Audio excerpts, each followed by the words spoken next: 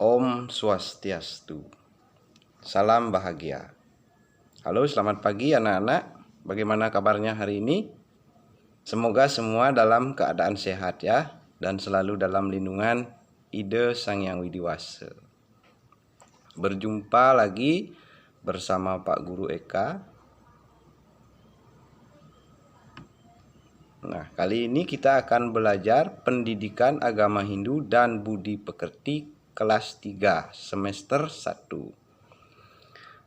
Baik anak-anak, sebelumnya anak-anak sudah belajar tentang Tripararta. Nah, sekarang mari kita lanjutkan pelajaran berikutnya, yaitu tentang Daiwi Sampad dan Asuri Sampad di dalam Bhagavad Gita. Nah, sebelum kita belajar, alangkah baiknya kita berdoa terlebih dahulu. Silakan anak-anak ambil sikap amustikarana dari rumah masing-masing. Berdoa dipersilahkan.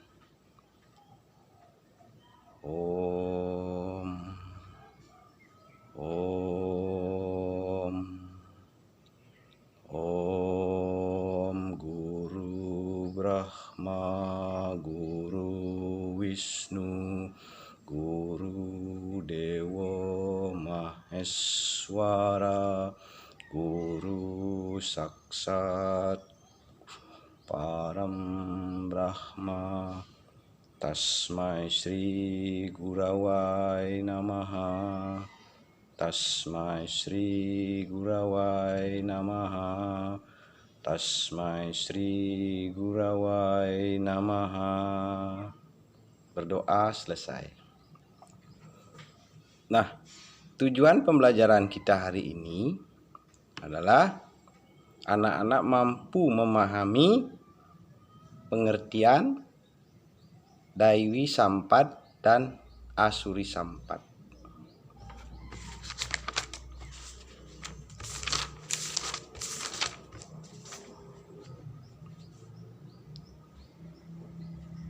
Baik anak-anak, untuk memahami materinya sedikit Bapak ulas materinya ya. Yang pertama, mengenal Bhagavad Gita.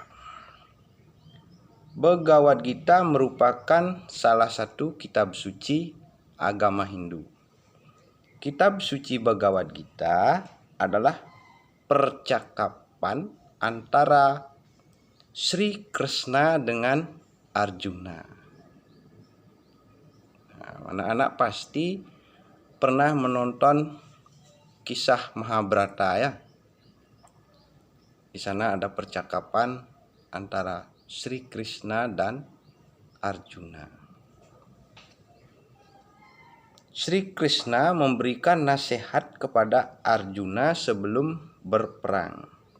Karena sebelum berperang, Arjuna merasa ragu-ragu dan sedih karena harus berperang dengan kakeknya, guru-gurunya, dan juga saudara-saudaranya.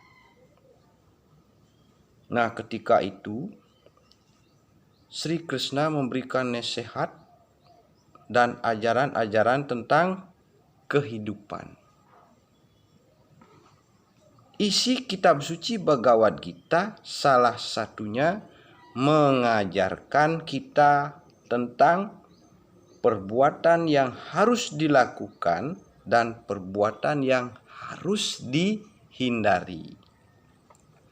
Bhagavad Gita hendaknya dipahami, diterima, dan dirasakan sesuai dengan petunjuk yang diberikan oleh yang menyabdakan Bhagavad Gita itu, yaitu siapa? Sri Krishna.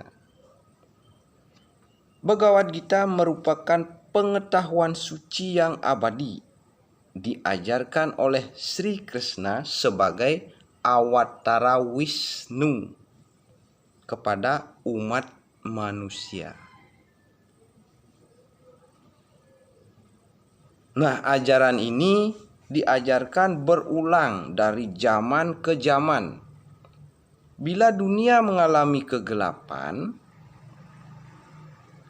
di mana manusia melupakannya dan adharma atau keburukan merajalela di dunia ini, demi kesucian jiwa dan kesempurnaan hidup, Bhagavad Gita menekankan Tuhan atau Sang Hyang Widi sebagai Mahadewa yang menciptakan dunia ini. Membaca Bhagavad Gita memberikan berkah dan kebahagiaan yang besar pada jiwa kita. Membaca Bhagavad Gita itu memberikan berkah dan kebahagiaan pada jiwa kita. Kitab suci Bhagavad Gita juga disebut dengan Pancama Weda. Kata Pancama Weda berarti Weda yang kelima. Panca itu artinya 5 ya. Jadi kitab Bhagavad Gita itu adalah Weda yang kelima. Kita mengenal kitab Caturveda, meliputi Rigveda, Samaveda, Yajurveda, dan Atharva Veda. Kitab suci Bhagavad Gita terdiri atas 700 sloka.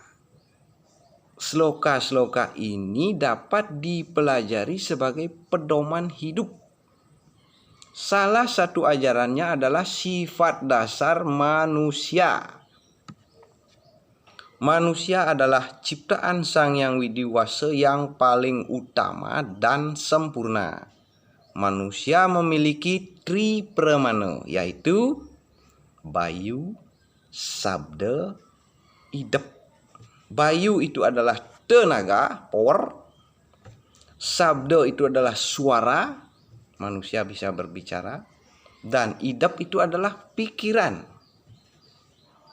Nah, pikiranlah membuat manusia dapat membedakan perbuatan baik dan buruk. Dua sifat tersebut berada di dalam diri manusia dan akan selalu mempengaruhi perilaku manusia. Melalui pikiran, manusia dapat membedakan yang baik maupun yang buruk. Perbuatan yang baik adalah perbuatan yang didasari sifat dewa. Sifat dewa ya. Sedangkan perbuatan yang tidak baik adalah perbuatan yang didasari sifat raksasa. Dalam kitab Bhagavad Gita, kecenderungan sifat manusia ini disebut Daiwi Sampad, kecenderungan sifat dewa, dan Asuri Sampad adalah kecenderungan sifat raksasa. Nah, jadi itu dasarnya kita belajar Daiwi Sampad dan Asuri Sampad. Berarti manusia itu memiliki dua sifat. Ada yang sifatnya baik, ada yang sifatnya tidak baik. Kalau sifatnya baik berarti menyerupai sifat dewa, disebutlah Daiwi Sampad. Kalau sedangkan yang sifatnya tidak baik, jadi sifat keraksasaan, disebutlah Asuri Sampad. Nah, itu yang Bapak dapat sampaikan sedikit biar anak-anak ada gambarannya. Untuk memahaminya lebih lanjut, silakan anak-anak yang sudah punya buku LKS. Nah, ini dia bukunya, buku LKS Agama Hindu dan Budi Pekerti 3A. Yang sudah punya, bisa anak-anak baca halaman 17, 18, 19 sampai halaman 23. Silakan nanti anak-anak baca sendiri di buku LKS-nya halaman 16 sampai halaman 23. Biar anak-anak lebih paham, atau anak-anak bisa mencari informasi-informasi lagi di internet, di YouTube. Jadi belajar itu bisa di mana saja, kapan saja, dan dengan siapa saja. Ya anak-anak ya, walaupun situasi masih pandemi COVID-19, anak-anak harus tetap semangat belajar. Oke anak-anak, demikian yang dapat Bapak berikan hari ini. Semoga bermanfaat dan anak-anak bisa belajar dari rumah. Akhir kata, Bapak tutup dengan Pramusanti. Om Santi Santi Santi. Om. Salam Rahayu.